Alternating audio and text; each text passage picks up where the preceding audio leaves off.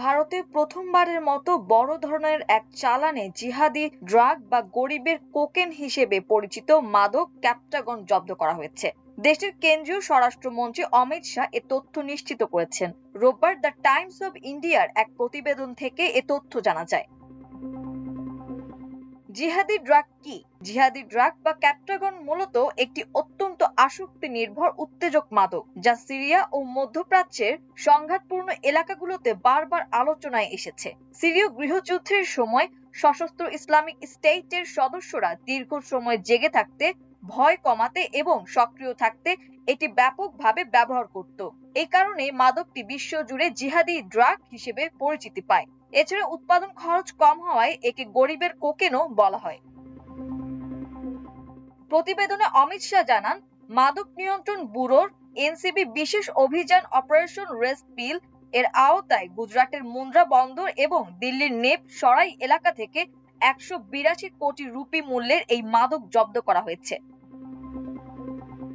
জব্দকৃত এই মাদকের চালানটি মধ্যপ্রাচ্যের দেশগুলোতে পাচারের উদ্দেশ্যে আনা হয়েছিল উল্লেখ করে দেশটির কেন্দ্রীয় স্বরাষ্ট্রমন্ত্রী বলেন, এই ঘটনায় একজন সিরীয় নাগরিককে গ্রেফতার করা হয়েছে।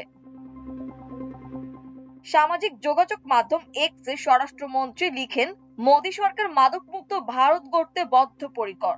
আমাদের সংস্থাগুলো প্রথমবারের মতো তথাকথিত জিহাদি ড্রাগ ক্যাপটাগন জব্দ করতে সক্ষম হয়েছে।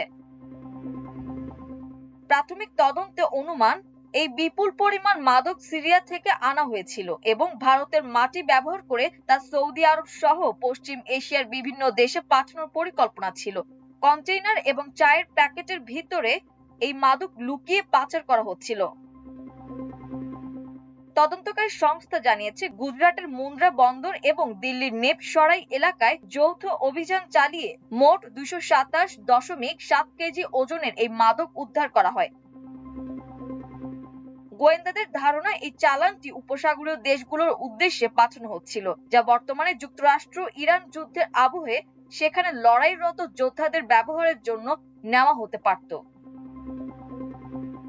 জানা যায়, মূলত 1960-এর দশকে মনোযোগের অভাব ও নার্কোলেপসির চিকিৎসার জন্য ফেনিথাইলাইন নামে তৈরি করা হয়েছিল ক্যাপটাগন। তবে ভয়াবহ আসক্তির কারণে 80-এর দশকে অনেক দেশ এটি নিষিদ্ধ করে। পরবর্তী সময়ে জাতিসংঘ একে সাইকোট্রপিক সাবস্ট্যান্স কনভেনশনে এর ব্যবহার সীমিত করে দেয়। বর্তমানে কালোবাজারে যে ক্যাপটাগন পাওয়া যায় তা আদি রূপের চেয়ে অনেক বেশি বিপজ্জনক, কেননা ল্যাবরেটরিতে তৈরি এই মাদকে অ্যাম্ফেটামিন, ক্যাফেইন এবং মেথামফেটামিন সহ নানা সিনথেটিক রাসায়নিকের মিশ্রণ থাকে। মাল্টিমিডিয়া ডেস্ক, আমার দেশ।